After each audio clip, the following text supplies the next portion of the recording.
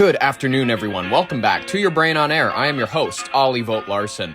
And folks, I don't want to bring this news to you, but Wells Fargo has officially secured a patent for the deployment of something known as smart dust to authenticate financial transactions, according to them. And for those unfamiliar with the term, smart dust refers to microscopic networks of tiny micro-electromechanical sensors, often smaller than a grain of sand, so you cannot see them, and they float in the air around you. They detect environmental data, they communicate wirelessly, and they track your biometrics. Listen, these little tiny particles will land on you. They will be able to verify your identity without your permission. They'll say this is to prevent someone from coming in and pretending to be you, but let's be honest. Who's buying that this is for our safety, and when is this going to be in the hands of police? It can grab your heart rate, your inner temperature, your facial features, these sensors, they can absolutely be inhaled. So and also because these micro electromechanical sensors, MEMSs, they're roughly the size of a grain of sand or like a dust mote.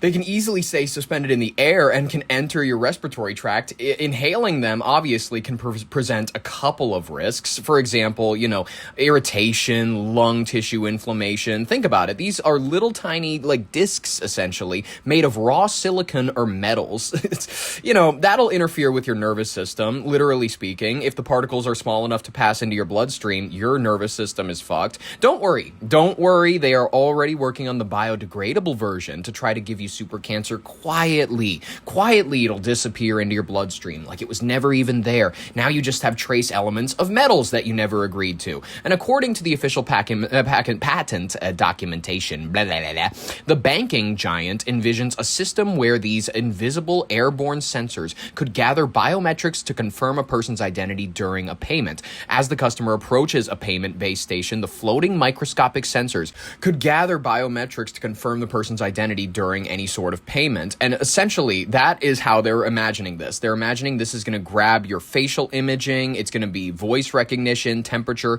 even your exact motions inside of the bank, your heart rate, everything. This information would instantly cross-reference with an established user profile they have on you to ensure that the individual attempting the transaction is the actual account holder. So, Wells Fargo is claiming the biometric dust could virtually eliminate identity theft and card fraud. That's the way they're going to serve this to you. They're going to go, this is, shut up, privacy advocates. I don't want to hear anything about the surveillance state, Big Brother. I don't want to hear about how this is something that you'd read about back in the 80s, like Brave New World or some shit, and now it's coming true, and now everybody, because, we're all living lives that honestly are kind of sad to go home to at the end of the day. So what is all of our solutions? It's either food, it's drugs for some people, most people it's alcohol, especially in the Midwest, you know what I mean? So a lot of people, they're just going home, and the eye drops they take in Brave New World that make everybody docile, that's what everybody's going home to. They're not going home to be creative, they're not going home to be interesting, they're not going home to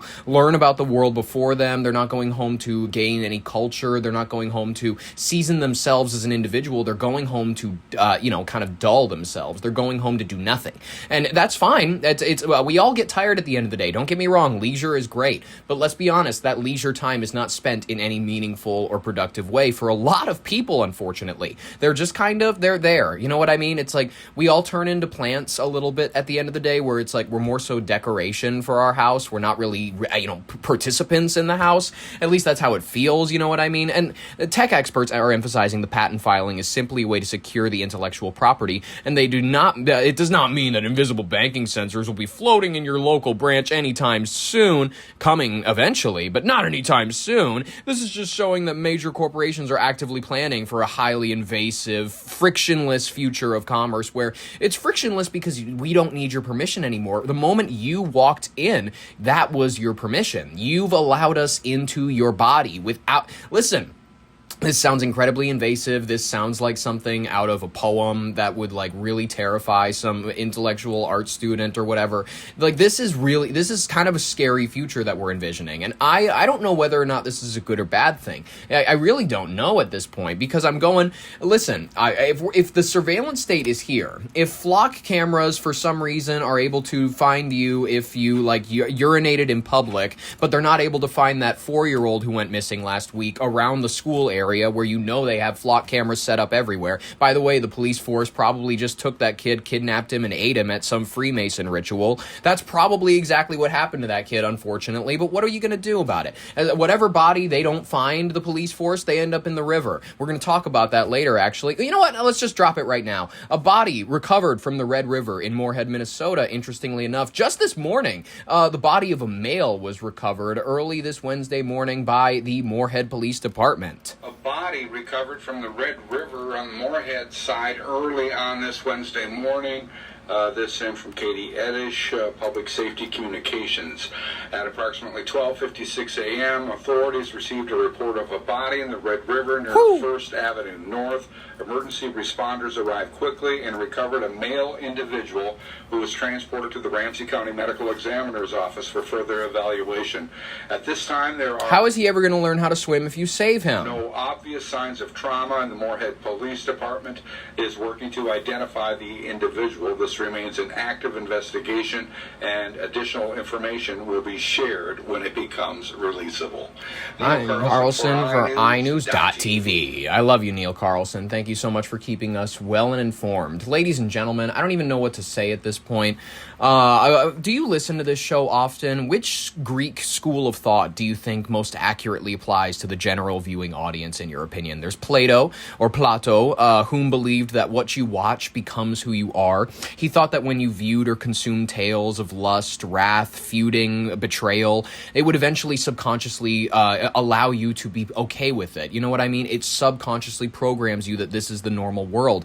You eventually subconsciously subscribe to it in a way and model it in your daily life. Am I going to disservice my fellow man by spreading knowledge of these horrors and even more irreverently attempting to make jokes of them?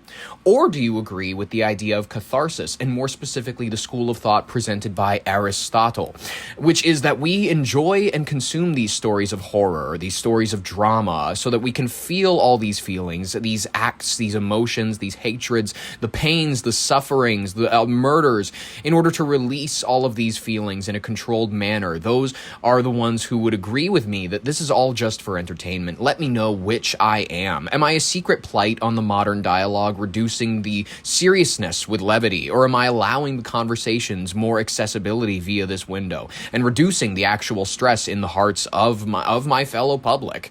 I struggle with this day and night, but clearly not enough to make me stop, because you know what, when you're doing the work of truth, it just kind of feels natural. It feels like a flow state. You know that scene in Soul, that Pixar movie nobody likes? I'm just going to be honest with you. I haven't heard anybody talk about it since it came out, and it was good. It's about this black guy named Joe. He's like, I'm in a band, and now, well, I'm a teacher at a middle school or something. Like, I'm a middle school band teacher, and he's really upset with his life. He hates himself and whatnot, and he finally gets an audition for a band, and then it's like, all right, my life is actually starting. He's like some 40-year-old guy, and then here he falls down a manhole, and then he like dies or something, and then he was like, no, my life was just beginning. And it's this whole thing about the idea of the artist losing himself over a long period of time. It's a very, like, I don't even know how to describe it. It's the idea of like, oh, what does my life mean if I never accomplish what I thought that I wanted to? What are dreams even? You know what I mean? It's a big perspective taking film. It's not the worst, but it's also it's drab, it's boring. I have no urge to go see it again. And it's right there. It's on Disney Plus. You know what? It's not like it's hard to find. It's just not remotely in the slightest bit interesting. I would rather watch Ratatouille any day, 10,000 times over. Yeah, I'm just going to be honest with you. All right. Enough of my movie takes right now. Enough on the discussions of Pixar. John Lasseter, God, he was a fun one. He was a fun one because he provided a solid enough run, and then he was one of the ones that fell with the whole, the Harvey Weinstein Me Too era. And I'm going to be honest with you, the last movie that he got his fingerprints all over with that Good Dinosaur, I haven't even seen it. I have only heard bad things about it, and I'm happy that he's now gone from Pixar. But in all honesty, what are Pixar movies now? Like, you know what I mean? I watched, what's it called? What's the most recent one that Pixar movies. Okay, Toy Story 5 just came out. I didn't see that. Hoppers, I didn't see that shit. Elio, I didn't see that shit. Inside Out 2, I didn't see that shit. Oh, wait, no, I did see that shit. I saw it in a, what's it called? I didn't see it in theaters, but I watched it eventually afterwards. It's, you know, it's not great. It's not memorable remotely. And I'm also like, wait a minute. There's supposed to be all these new emotions. Where were they in the parents' heads in the first ones? I saw the first one in theaters. I remember I was a kid when that one came out. And I was like, it's not pulling me in, you know what I mean? They replaced a lot of the voice actors because they couldn't get anybody to come back. What was the one before that? Elemental was fine. I liked that one. I saw that one in theaters. That one was interesting. You know, Lightyear before, Turning Red before that. Luca was good. And then Soul. All right, you know, Pixar's had a decent run as of late. I can't recommend any of their recent movies. I'm just going to be honest. Is that where I'm going to leave the conversation? I think that's exactly where I'm going to leave the conversation. Oh yeah, I'm seeing The Odyssey coming up here pretty soon. I don't care if people think that I shouldn't see it because there's a transgender person playing Achilles. I don't give a shit. I love to support queer art. That's exactly why I continue to support Don Lemon's podcast. That's exactly why I eulogize Lindsey Graham as much as I did. We protect queer art on this show. All right? I'm tired of all of you fucking homophobes coming over here and telling me that I got to stop eulogizing my fellow man just because they're gay. All right? We're not going to stop talking about the good name of Jeffrey Dahmer on this show. All right. Ladies and gentlemen, our first serious story that we have. The United States and Israeli military merger has failed with a vote of 50-46. Fantastic news to hear. The United States Senate blocking with a procedural vote to advance the $1.15 trillion National Defense Authorization Act. It concluded with a 50-46 majority in favor of moving the defense bill forward, and it fell short of the vote of the 60 vote threshold they needed in order to clear a filibuster and open floor debate. Senate Democrats united to stall the mandatory funding package, citing frustration with the ongoing conflict in Iran and deep concerns over provisions that tie the American and Israeli military operations closer together than they ever have been. Listen, not to say that we've ever been very distant with them. We've always been the types to share our, we create this jet that's practically invisible to radar. Yeah, we'll give them like the this jet I edition. The I stands for Israel. And whatever. That's exactly what we've had with them for a long ass time. And whatever else we didn't give them, whatever out of the 100% of our secret military technology we gave them 90% of it about. We gave them all models and versions of it, and then whatever that 10% is that we kept for ourselves, they came in and they stole. They had spies, they bugged, fucking research agencies, and they figured it out for themselves. They stole our technology. And at the center of the legislative dispute on the provisions, critics have labeled the de facto military merger between the two nations as the primary thing that has made this very controversial to a lot of people. The internet kind of spoke out in droves on this. It formally was titled the United States-Israeli Defense Technology Cooperative Initiative. The measure outlined, measure, what the fuck am I doing? I don't have a stutter. Jesus, I sound like a retard. The measure outlines, there we go, a permanent framework for shared intelligence, co-production of weapons systems, and integrated networks for artificial intelligence and cyber defense. So, we would have had Skynet Jew edition, which, listen, I'm still not down with the Skynet pseudo version of whatever. It's like a weird Baptist kind of Christianity that the Trump administration subscribes to, that kind of, it's bendable. It's much like a lot of mega churches where it's a lot about profit right now at this point. So I'm not comfy with the Christian version of Skynet that we're slowly developing with Peter Thiel and the gays all involved with artificial intelligence. Sam Altman, Peter Thiel, exactly. I don't love it. It's not my favorite. I don't love this version that America's developing, but is it better than the Jew artificial Skynet intelligence? Maybe. At this point, I would argue it's debatable. Am I going to get hate for that? Probably. I don't care. Opponents of the language argue that it's creating an unprecedented interlocking relationship between the two defense sectors that reduces independent American oversight and compromises sovereign control over foreign policy. So, The vote fell almost entirely along party lines. Senate Democratic leader Chuck Schumer stated that the block was necessary because the administration entered military actions in the Middle East without a clear strategy or congressional authorization. On the other side, Republican leaders accused the minority party of prioritizing political theater over national security, noting that the annual defense bill has passed with strong bipartisan support for more than 6 consecutive decades. Yeah, exactly. And now maybe it's a good thing that we've actually put the kibosh on it. I'm just going to be honest with you. The wars that we've had in the Middle East, the Gulf War didn't work out well for us. The war on terror has not worked out well for us. Us trying to build some degree of profit for ourselves in the Middle East, get some decent real estate contracts, and also get some opium dens, maybe some human child trafficking operations going, some black site torture prisons that the CIA can kidnap people to.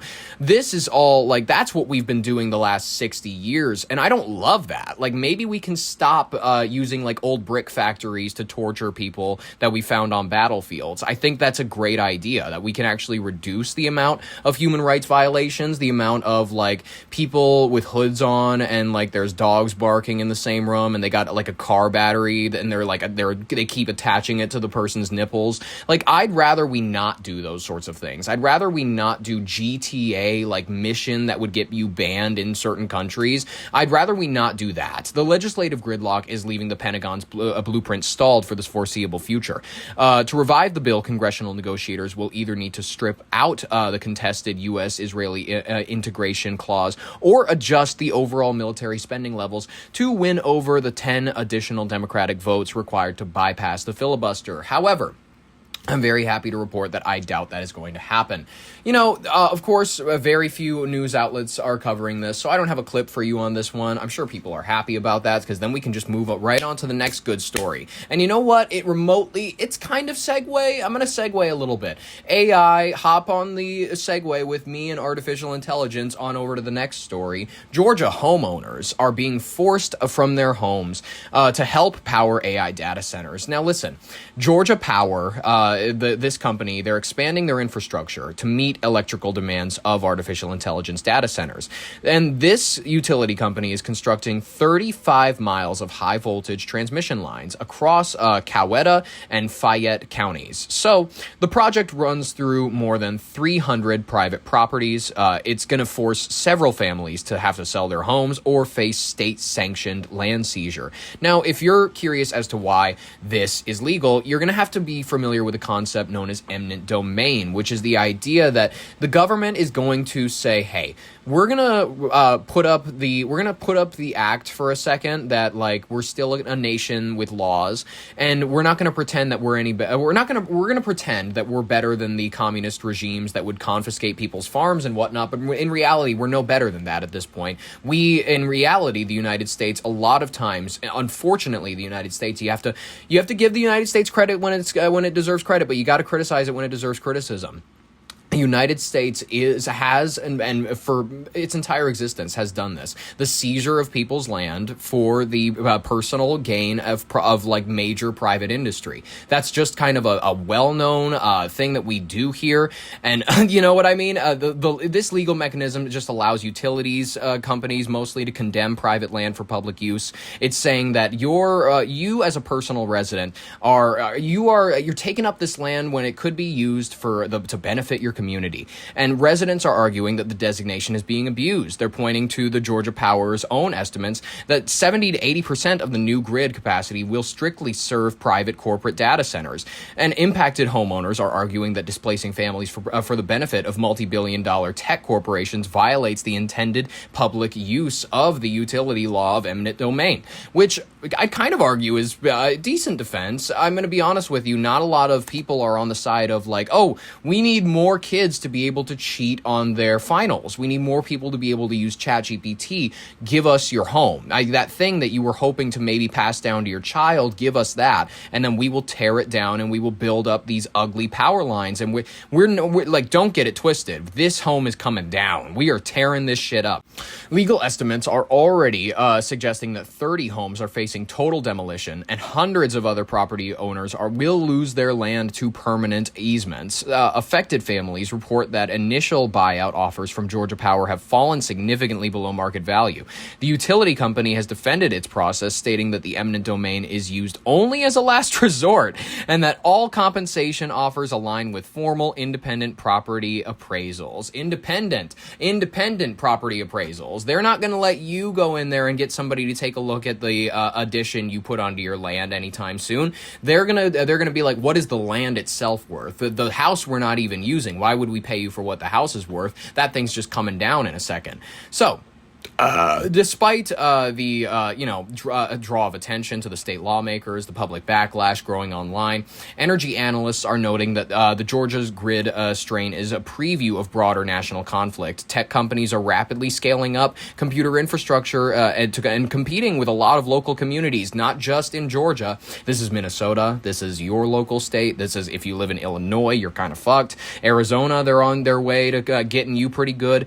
Land and electricity resources, that's going to be a major debate of the 2030s, and guess what? They're probably going to win, unfortunately. If anything, the only thing that a lot of people are going to resort to, because there's going to be town halls that are falling apart. There's going to be people that are just like, well, shit, there's no way to get them to listen. And then there's like people who are watching The Riddler and whatnot too many times, and they're like, fuck it, I'm just going to like strap a bomb to my chest and I'm going to run into this place. That's the nuts that are out there. That's the people that are, unfortunately, this is a reality. This is like, unfortunately, the 2030s are looking like it's going to be a lot of like, I think that we're going to have a lot of struggle at home, because we are realizing that maybe a lot of people want to have the debate be around immigration, which there's merit to that debate.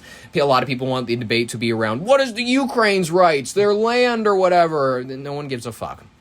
Everybody wants to go, the Palestinians, the Israelis, and it's like, all right, it's across the sea. You can't really get me. You can't, like, I can't sleep anymore, and I have a perpetual ringing in my ears, and I have headaches every day, and like, because this data center moved in, and now there's like Truman Show type like walls all around my neighborhood, and they paint fake clouds on it to make everybody feel like the sky is still normal. It's just like, it's dystopian. It's terrifying, and a lot of people, listen, this will be the 2030s, unfortunately. It'll be like, hey, I'm making a point. You'll have the stage to talk in a second. The 2030s, from my prediction, will be an intermingled mix of like domestic terrorism against a lot of like major companies, unfortunately, and like a lot of people who are just going, well, shit, like normal society, unless you're living out in the woods, like the Unabomber, is like unattainable. Like, I'm just going to be honest with you. That's the sentiment when you listen to these town halls. It's all like people that are being driven nuts. They're like, they're crazy. These people are crazy because they feel like they have no other option. All right, imagine waking up one day and being told the home your family has lived in for years is going to be demolished to help power the AI boom, and there's absolutely nothing you can do about it. That is what is happening to some homeowners in Georgia. They've been given an ultimatum: sell your home or the state will take it. Utility giant Georgia Power is planning to build a new transmission line so it can handle new data centers. Wow. Skylar Henry has more from a county just outside Atlanta. I'm a single mom. I worked hard for everything. How do you put a price on a home you never intended to sell? One filled with more than 2 decades of memories. I don't know, but you better figure it out. When this was built, The treehouse where you grew up playing pretend. The yard where you buried your pets. The greenhouse that fed your family. When you talk about... Shut up about those pets. We're going to dig them up. yeah, Right? It's y'all's. it's ours. Not for very long. We're going to come on over there, and we're like the new Tom Cruise movie. We're Digger. We're going to dig it up. It's my mom's. It's mine. It's my daughter's. It's our family. We belong here. Now you know how the natives feel, Whitey. But Ansley Brown's childhood home likely won't be here much longer. That's because the state's largest utility, Georgia Power, says it needs the area to make way for a 35-mile-long transmission line. Georgia Power has been here for as long as Ansley's mother has owned this property. It's just beyond the tree line. Now, with the expansion of this latest project, they're looking to take the 2.5 acres the house sits on. Georgia Power says increasing demand from homes, businesses, and data centers has... I will be the negotiator here. I think this family, I sympathize with them, and I sympathize with their entire neighborhood that's going to be evacuated for these data centers. I think it's really terrible, and I think that I can figure something out for them. We're going to give them their own plot of land, somewhere out in maybe like Oklahoma. I think that's a good territory for it. Somewhere that's just not being used. Maybe it's like an old nuclear test site or something like that, and we're going to call it, what's this family's last name? We're going to call it That Last Name Reservation. And maybe we're going to allow them to have like weed dispensaries before all the white communities. We're going to let them have casinos. But, this is Whitey's turn. Like, I'm going to be honest with you. The next version of colonization, where, like, people are being forced off their land, there's new trails of tears and shit like that, it's going to be whole communities of people being evacuated out so that this land can be used for data centers. That's what it's going to be, and it's going to be great. It's like... This will be the great equalizer. You're going to see in, 80 years' time, tons of white families out west. They all develop Indian accents. They're all like, gosh, my great-great-grandmother called that land home back out there in North Carolina or whatever. Like, do you see the vision? Am I making any, like, remote form of sense to any person listening at this point, or have I lost everybody? Georgia Power says increasing demand from homes, businesses, and data centers has outpaced the capacity of its existing grid.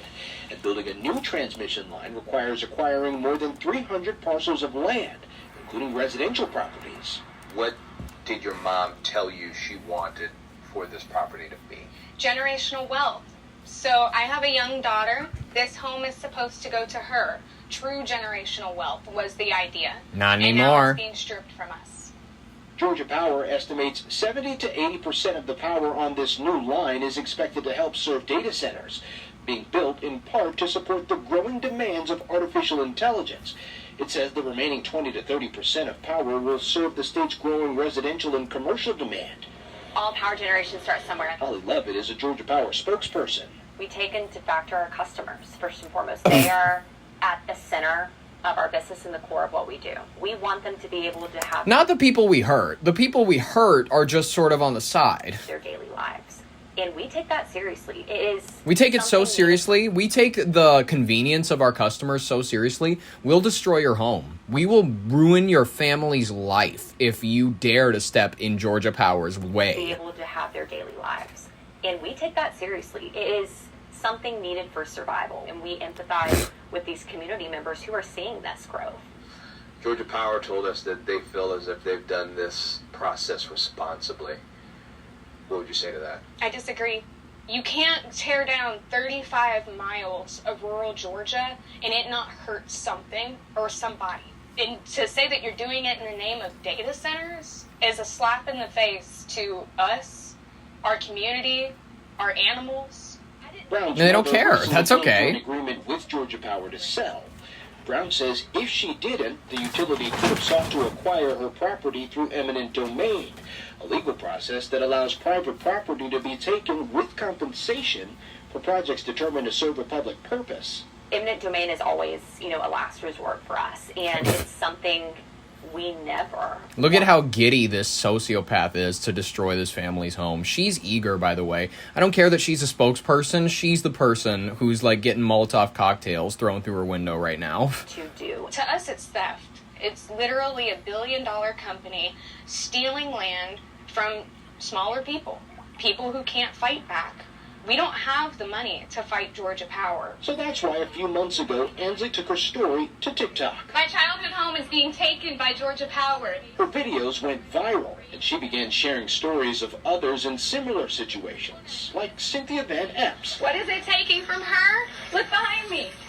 It's taking this entire backyard. Yeah, all of these rich white people with decent... Listen, I know they're not rich. They're, like, middle class. All of these, like, decent middle-class white people with pools in their backyards and shit, they're gonna have their land stolen by a major corporation. This is the great equalizer. Because finally, the people who thought that they had a little bit of money, the people who were like, yeah, we're not millionaires, but we have, like, enough to where we're gonna be comfortable. Not even you're safe anymore. You're not safe. I know you thought you were safe enough to, like, ignore your kids' problems or ignore the generation behind you's problems. It's all over. This is the great equalizer. You will be kicked out of your land. You will be outsourced. You will be stolen up in this, this great bubble that we are forming called AI, and you will be affected by this. It's irreversible. It's happening. The pool and everything.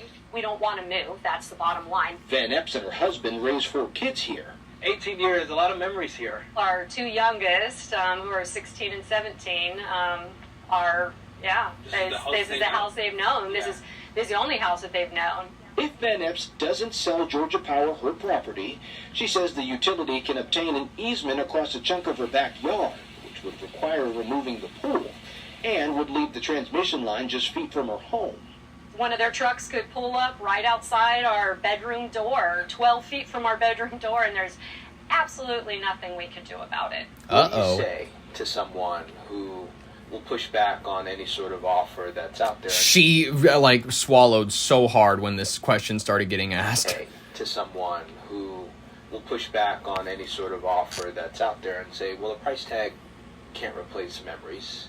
Oh gosh, it almost makes me emotional because I have those memories in my house, and I get how deeply. Oh, quit it, you skank. You skank for $1 billion, $1 million corporation. You are a skank, you're a whore. You've sold away your humanity, you've sold away your compassion, you've sold away every part that have ever made you a remotely attractive person, because you don't have your looks. Unfortunately, you're this washed out fucking loser from the South who, by the way, cannot afford a decent nail tech. I can spot that from a mile away. You look spun out, you look like a geek. There's nothing going for you in your life, so you've proceeded to sell what little of your body you have to this company to speak. You're speaking for it. You have been pirated, you've been possessed by this demon, and you've allowed it. You've allowed your temple, once was a temple, now it's more of an Incan ruin of a body, to be pirated by these men in suits. You're a whore. You are a skank for a corporation, and I hope you're comfortable knowing that. You continue to gag on it, skank. Personal people's homes are. I get how personal people's homes are. I'm emotional thinking about the idea of it happening to me. But it's not happening to me. So that's the thing. Gosh, it almost makes me emotional because I have those memories in my house, and I get how deeply personal people's homes are. I would just say that we see you and we hear you, and we see you, we hear you, and don't get us wrong. You're right in our line of sight. We're looking down the barrel of our sniper rifle, and we see you and your family. We hear your begs. We hear you. We understand that you don't want this to happen, and we're doing it anyways. We want this process to be respectful and transparent. This sounds like a mortician. This sounds like we want this assassination. We want this murder to be clean. We don't want any we don't want any bad blood. We just want it to be a nice, clean procedure where you just kind of stop existing. And that is going to ultimately benefit you. We want that. Van Epps and Brown don't buy that. And while they both know it's likely too late to save their homes, they don't want to see this happen to anyone else. My mom wants an apology. She wants an apology from Georgia Power. That's it. And it's because of how she feels as if she's been treated. Yeah. I mean, for an entire year, they have bullied her. And there is no sorry. They even told us they don't pay for pain and suffering. So that's what we want. We want an apology from Georgia Power. We want them to say, hey, we're sorry. When asked if the utility company is willing to apologize, Georgia Power told us they have worked hard to be transparent, negotiate in good faith, and make this process as easy as possible. As for the data centers and who's behind them, Georgia Power told us it doesn't publish lists of customers to protect safety and security. Guys, this is obviously a big story. It's one of those things that we've talked about for months now. Yeah. These data centers, communities, obviously not in my backyard, but I think the real crux of this argument here is, what do you say to people who've owned these properties for 20, 30 years, and it's like, you gotta go. And you feel the emotion. It's interesting to me that Georgia Power says we've tried to make this process as easy as possible. Their definition of easy as possible is very different from what these families are experiencing. It's still hard to believe there's nothing they can do. Nothing. And the reality is that you're looking at, this is going to happen more and more, because you're going to need, over the next 20 years, 10 to 20 years, 10 to 15% more power than is being generated right now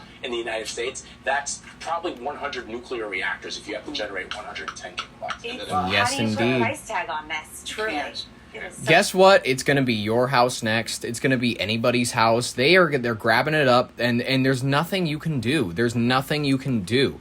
There's nothing that can be done. There's no way to fight this. There's town councils. Your town council, it's not happening to him. It's not happening to his family. He lives next to the lake. You expect him to give a shit? You're out in the boondocks. You know what I mean? What do you want him to do? Oh, you live on the edge of my town where there's this data center that's being constructed. Fuck you. Fuck you. Who cares about you and your family? I don't care. I don't have a reason to care. My life isn't in danger. My family's living fine. I'm doing great. Nothing's wrong. Nothing's going wrong in society to the point where, there's no form of, I have my own private police force. Even if I were to ever be, accosted, I have my own private police force. So don't think you're ever going to be able to do anything. Like, it's over. We win. That's how it goes. And if you bitch about it, then you're just being a bitch. I'm sorry, you lost a game you didn't even know that you were playing. Congratulations. Ladies and gentlemen, I don't even know what else to say, but my prediction about the 2030s is feeling very, very on point by now. Let's move on to the rapid fire section of today's headlines. A lot of stuff that you need to know about in order to keep your media diet healthy. People are still being faggy.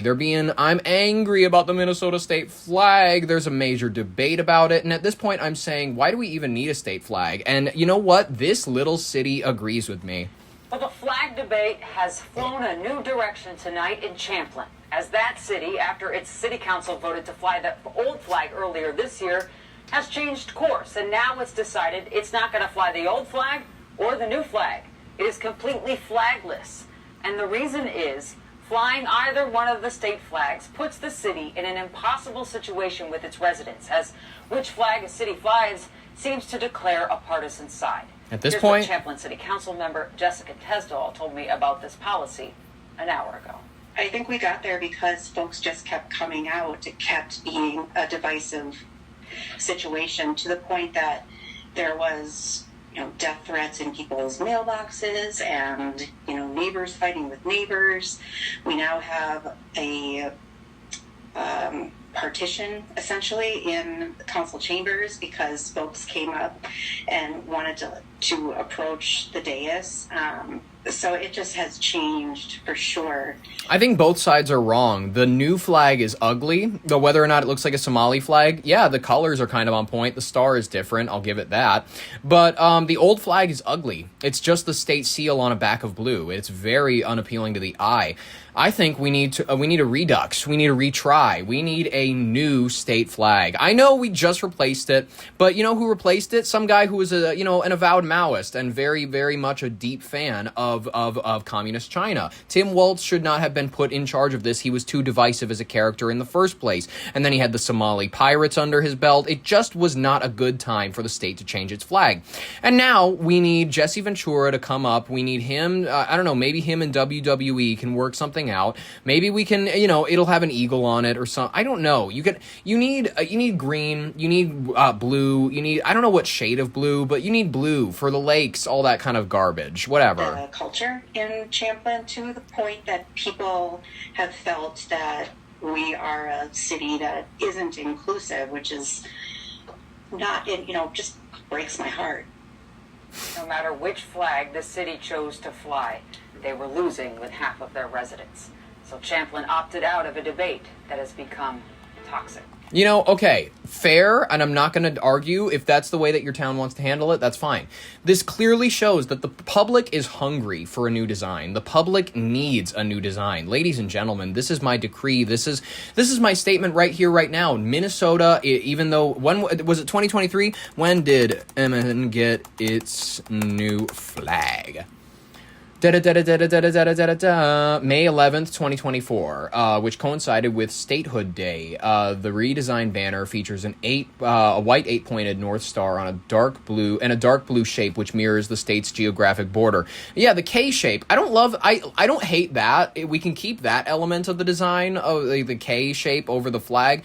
But otherwise, I think that we need new colors. We need a redux because this thing, it also bleaches out. Every single time I've seen it flown over the state capitol, over a business building, any of them, they are always bleached out within the first few months. We need new colors, ladies and gentlemen. Minnesota needs a new flag. Listen, this is very interesting. A study has found that firstborn children tend to score slightly higher on IQ tests than their younger siblings, adding fresh evidence to a long-standing debated birth order theory. So this has been published by the Proceedings of the National Academy of Science, PNAS. Research found a small but consistent drop in cognitive scores with each birth order position. You know, as an older sibling, I grew up among many younger siblings. Like, the majority of people in my life were younger siblings, like the younger of their sibling pairs or of their collection of siblings. And it's not noticeable how sharp their older siblings are in, like, no, it's not like saying I'm not comparing. It's not a comparison thing. But there's maybe there's something there. Maybe there's like a tenacity thing. Maybe there's a bit of a, and I'm not getting on my older sibling high horse. I'm not trying to make myself sound better than I actually am. I'm a piece of shit. I'm not an R. Kelly level piece of shit, but I'm having fun.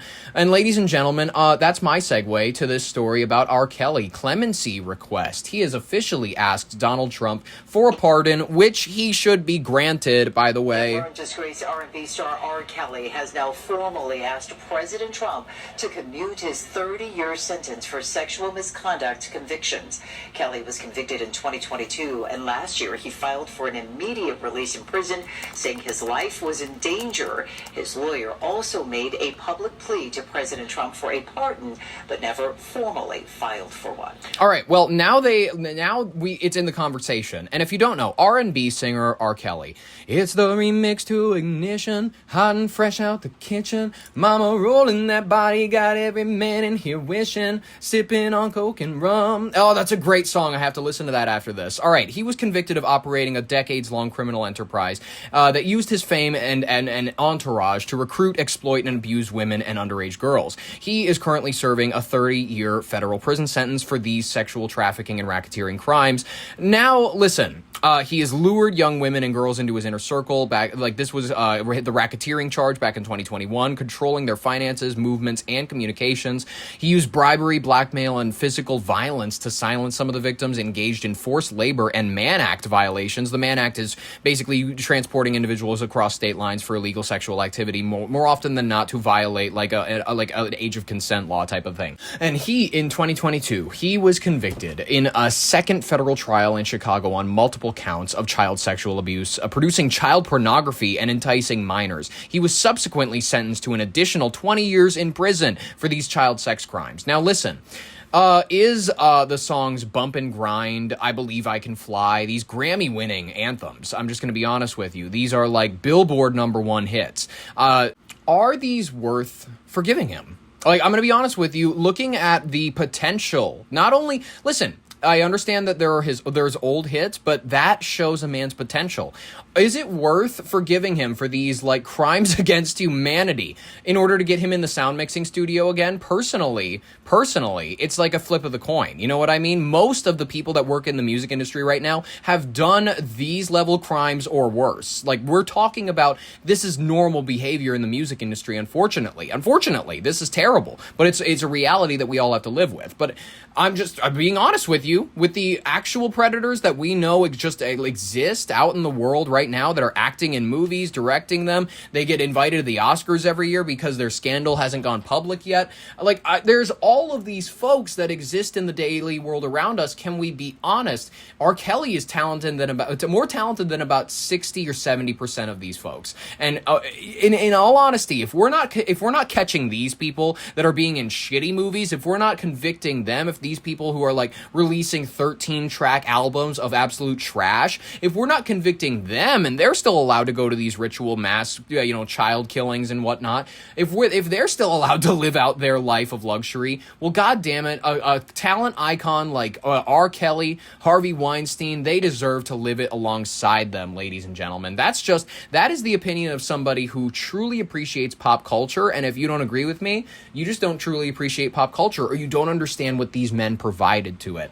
Ladies and gentlemen, with only 3 men eligible to inherit Japan's throne, the world's oldest hereditary monarchy is confronting a succession crisis. Its proposed solution: restore male descendants of former royal families.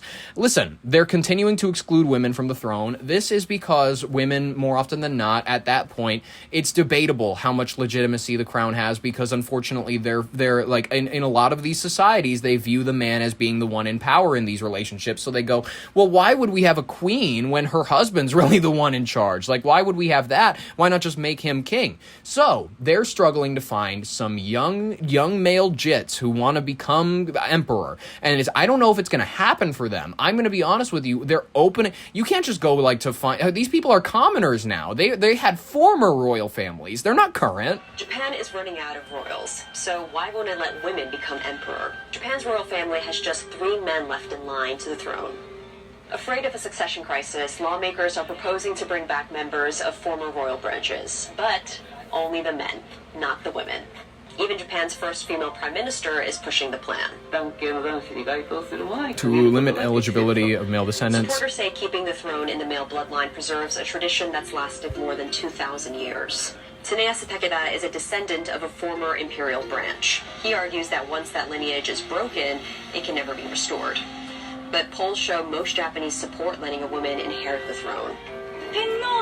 When it comes to the qualities required to bear the responsibilities of being emperor, there is no difference between men and women. Women have ruled Japan before being banned in the 19th century. But they were largely temporary rulers until a male heir came of age, and their own children couldn't inherit the throne. So even as patriarchal Japan runs out of male heirs, it's choosing tradition over change. You know, if Japan wants to do what they want to do, who am I to tell them? Listen, Japan are the white people of Asia, where it's like they have their traditions. They're like Britain, you know what I mean? This little island that kind of secludes itself from its continent. They're like, we're sort of better because we have our sea that, splits us. We feel like we have more industry and we have more success than you fucking losers do. And in all honesty, do they? It's debatable. It's up there, you know what I mean? They definitely do have some degree of success. But, the Japanese, they have this sort of superiority complex that is, in my personal opinion, unearned. I'm going to be real with you. I knew this kid who was just incredible. I had a great Chinese friend when I was back in, it was like middle school. Then he moved away to the Twin Cities. It sucked. But whatever. I'm going to be honest with you. His family, for no apparent reason, didn't like Japanese people. It's not their fault. The Japanese seem arrogant. I'm going to be honest with you. Imagine being like French, because that's or German. That's like the Chinese. The Chinese are the Germans of Asia.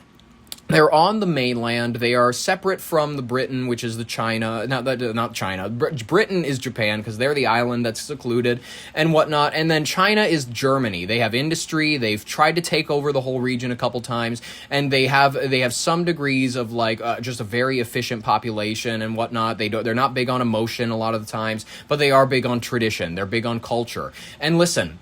This is the way that Germans hated British people. The reason that certain countries just don't like other certain countries, that's exactly what it is for them over there. They all look the same, admittedly. You know what I mean? Like how Northern Ireland and Ireland, they don't get along very much. There's a lot of squabbles and whatnot because they're like, well, shit, this is all British imperialists trying to steal the tip of our island and whatever the fuck. It's like you all are pasty. You're all white. You can all barely be told apart, but by the people who are separate from you. That's exactly what it is for the Chinese and the Japanese. It's like you don't visually look that different to people who are unfamiliar with you. So, and then again, you can zoom out a lens further and you can be like, well, all of humanity doesn't look very different to somebody who's not even from the planet Earth. And I'm like, well, yeah. And that's sort of a whatever hippy-dippy message around the idea of we should all get along. I'm not even against the idea that we should all get along. I just am realistic on the idea that there's too many psychopaths out there to make that ever happen. All right. What we know about the Utah taxpayers ending up, listen, they're shelling out more than you could imagine, millions of dollars on this trial. Tyler Robinson's lawyers to defend him in this Charlie Kirk assassination trial, according to experts, the whopping potential cost is possible because of the nature of such sensational capital murder cases where the stakes are as high as it gets with the defendant's life on the line, and there are likely years of appeals upon conviction, they said.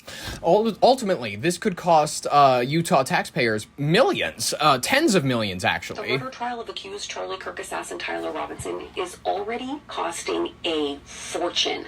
Legal experts estimate the case could end up costing Utah taxpayers more than $10 million to defend. That figure is just staggering. Now, Robinson has been declared indigent, meaning the state is responsible for paying his legal team. Anyone who's watched Law & Order should be familiar with this whole concept. It's part of his Miranda rights. If you can't afford an attorney, one will be provided for you. But what's unique here is the sheer size of adjudicating this particular case. The Utah County Commission has already approved $1 million for both prosecution and the defense, and officials have asked the state for even more funding. One expert the Post spoke to says the biggest expense isn't necessarily the trial itself, it's what comes after. If he's convicted and sentenced to death, years of mandatory appeals would require specialized attorneys, driving the cost even higher. And legal experts also say Robinson's defense team has filed a series of motions challenging everything from media access to the prosecution itself. It's a common strategy in death penalty cases, done both to delay the proceedings and to increase the chances of negotiating a plea deal that takes capital punishment off the table. But delays mean time, and time is money. Lots of it, apparently. Well, okay, I'm happy to know that they will likely spend a lot of money in order to catch probably the wrong person. Who knows? We don't even know at this point. I don't know if this is a show trial. Who knows anything at this point? Who knows anything about anything? All I know is that the United States is reimposing Iranian blockades after the attacks on ships in the Strait of Hormuz. What a nice transition into our final story for the day. The United States has officially reimposed its naval blockade on all Iranian ports, executing the order just weeks after the fragile interim ceasefire was established. The U.S. Central Command confirmed that the blockade, which targets any vessel entering or leaving Iranian waters, went into effect following the dramatic surge in hostilities. The decision, it was a direct response to the recent Iranian drone and missile attacks against commercial shipping vessels utilizing the U.S.-monitored transit corridor near Oman. The return of the blockade marks the near total collapse of the mid-June peace framework. It's you know, there's conversations that might be happening a couple months, and you know, we don't even know. Nobody knows anything. This whole conflict has been 5 months. Guess what? It's going to be years by the end of this. To back the economic stranglehold, the U.S. military heavily accelerated its air campaign, conducting intense back-to-back daytime and nighttime airstrikes against Iranian military installations, coastal defense radars, and missile launch sites. President Donald Trump defended the rapid escalation, warning Tehran that infrastructure like bridges and power stations will be targeted next if the regime refuses to return to the negotiations. Tehran has reacted with immediate defiance. The Islamic Revolutionary Guard Corps threatening to completely shut down all energy exports out of the Middle East in response to the American blockade. In tandem with the threats, Iran launched a massive retaliatory barrage of dozens of drones and ballistic missiles targeting neighboring Gulf Arab nations and that host, in general, our military forces. They're triggering emergency sirens across Bahrain, Kuwait, all of them. With 19 American warships, including 2 aircraft carriers deployed in the region, the White House maintains a strategic hold in the Strait of Hormuz, and they're saying that it will remain open to neutral global traffic. However, the international intelligence agencies are reporting a severe drop in actual shipping volume, noting that the intensifying fire exchange and localized warning shots from Iranian forces have effectively gridlocked the entire waterway right now. So get ready for energy prices to get fun. The U.S. Navy has restarted a blockade of Iranian ports. Now, this blockade is aimed at stopping Iran from getting its crude oil to the international market. And that's important because crude oil is a main driver of Iran's economy. Now, this comes as Iran has been attacking ships going through the Strait of Hormuz on a route that is hugging the coastline of Oman. Tehran has insisted that any ship going through the strait must do so on a route through Iranian waters and must follow the instructions of Iran's paramilitary Revolutionary Guard. Now, the U.S. had been trying to support those vessels, and the UN's International Maritime Organization had supported this route around Oman, but the ships that have been attacked by Iran in recent days all have been plying that route. All of this comes as the Strait of Hormuz, the narrow mouth of the Persian Gulf, through which about a fifth of all crude oil and natural gas traded, once passed in peacetime, has become the key issue over trying to end the Iran war. And as these attacks on ships have continued, and as U.S. airstrikes have gone on against Iran for days, and Iran has retaliated against Middle East allies of America.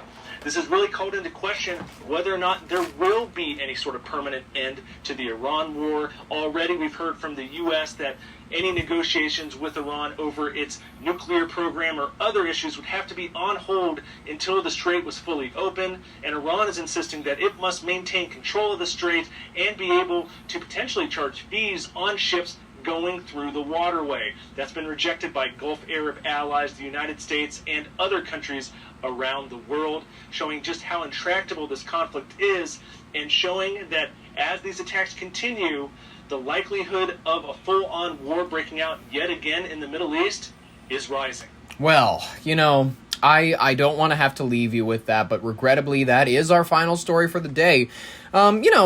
Feel good about whatever else there is to feel good about in this world. You know what I mean? I know that's pretty limited, but I'm sure that you have goodness in your life somewhere. It's able to be found. You know what I mean? You can't go to the social medias looking to find the good always, because admittedly, social media is a plight of the bad, which is exactly why this show exists. It's to kind of sift through it, to try to be light as much as we can, but ultimately, sometimes we're going to end with this sort of an occurrence. You know what I mean? This sort of, I hope that you guys have a great rest of your day. That's the energy that we're going to be leaving with, unfortunately. Sometimes when you go to the hospital as a doctor, you lose a patient. You know what I mean? Unfortunately, you just call that day a mulligan. It's like, well, we'll try it again tomorrow. Maybe there'll be better news tomorrow if you'd like to figure that out. If you'd like to be there for that upload, subscribe, ring the bell for notifications, like if you liked it. I have been Ollie Vogt Larson with your Brain on Air. Thank you so very much for listening. I appreciate every view, every minute of your attention you've provided me. I hope you have a wonderful rest of your day. I'll catch you in the next broadcast, and bye-bye.